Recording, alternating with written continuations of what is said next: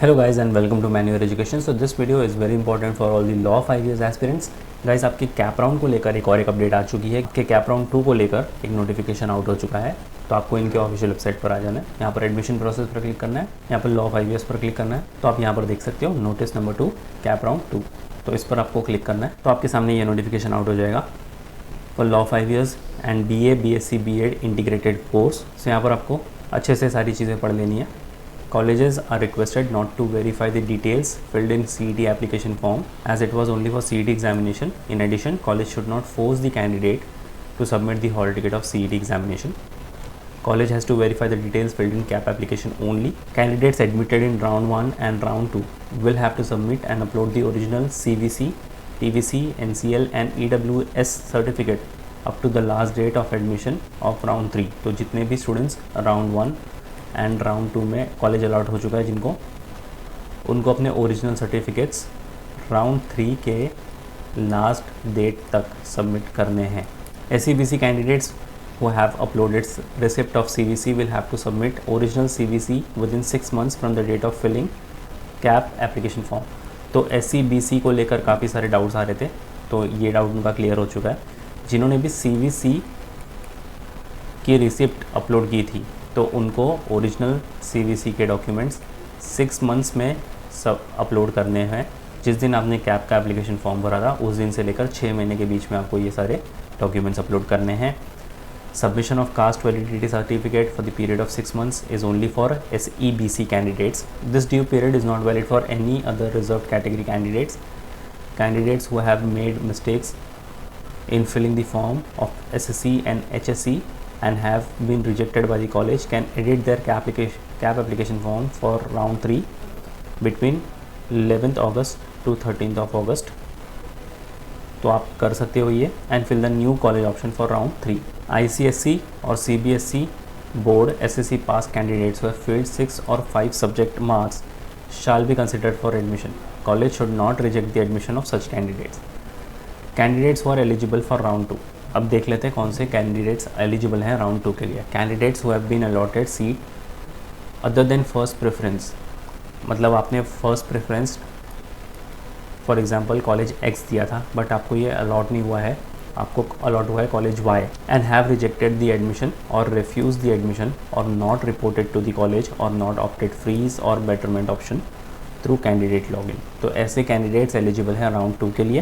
Candidates who have been allotted seat other than first preference and have either paid or not paid one time seat acceptance fee of ₹1000 and opted freeze or betterment option through candidates login but have not reported to college for confirmation of admission. तो ऐसे students भी eligible हैं जिन्होंने ₹1000 पे भी किया है या फिर नहीं भी पे किया है। अब देखते हैं कौन से स्टूडेंट्स एलिजिबल नहीं हैं राउंड 2 के लिए। Candidates who have been allocated college of first preference and have verified their documents and have been admitted in the college through college login and paid the college fees will not be considered for allocation in round 2। तो यानी आपका first preference जो था college X था, आपको college X ही allot हुआ है, आपने फ़ीस पे कर दी, आपके डॉक्यूमेंट्स भी सारे वेरीफाइड हो गए हैं, तो आप राउंड 2 में पार्ट नहीं ले सकते। Candidates who have been allotted seats other than the first preference as per the preference given by the candidate and freeze the allotted seat by paying seat acceptance fees of ₹1000। तो ये सारे students eligible नहीं है round 2 के लिए। Candidates who have allotted college of first preference as well as other than first preference and have verified their documents and have been rejected by the admitting college due to discrepancy in application form, document or mismatch in document and application form are not eligible for allocation in round 2। Such candidates are eligible to participate in round 3।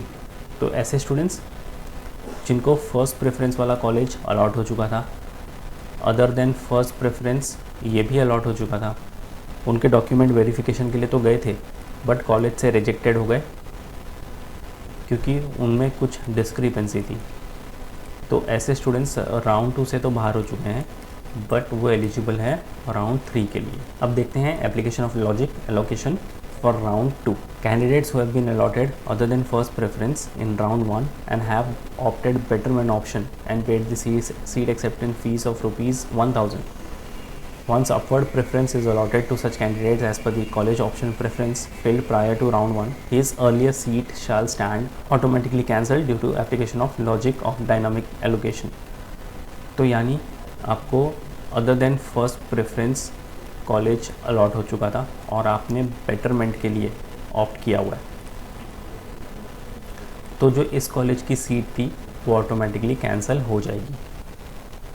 If the candidate is not allotted seat in round 2, then the seat already allotted in the round 1, as the case may be, shall be retained automatically, but the candidate will have to report to admitting college or institution for the confirmation of round 2. तो अगर आपको समझो round 2 में कोई भी seat allocate नहीं हुई, तो आपको जो राउंड 1 में सीट अलोकेट हुई थी वो आपकी फाइनल सीट हो जाएगी, बट इसके लिए आपको कॉलेज में जाके कन्फर्मेशन देनी पड़ेगी. If the candidate does not report to college in specific period, his seat will stand forfeited automatically. अगर आपने रिपोर्ट नहीं किया कॉलेज में तो ये हमेशा के लिए कैंसिल हो जाएगी आपकी सीट. फिर अब बात करते हैं cast validity certificate, tribe validity certificate, non creamy layer certificate, economically weaker section certificate.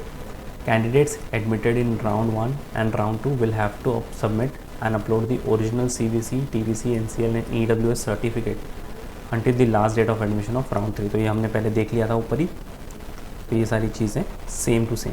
तो इन बाकी सारी डिटेल्स को आप गो थ्रू कर सकते हो और शेयर कर दो ये इंपॉर्टेंट अपडेट अपने सारे फ्रेंड्स के साथ भी. सो यस गाइस, ये था quick update from my side. ऐसे क्विक अपडेट नोटिफिकेशन के लिए चैनल के साथ बने रहना. कैप को लेकर काफ़ी सारे अपडेट्स आने वाले हैं, तो आपसे कोई भी अपडेट मिस ना हो. और कोई भी डाउट एंड क्वेरी है, you can write down in the comment section. So that was pretty much it for the video. Until then, I'll see you in the next one.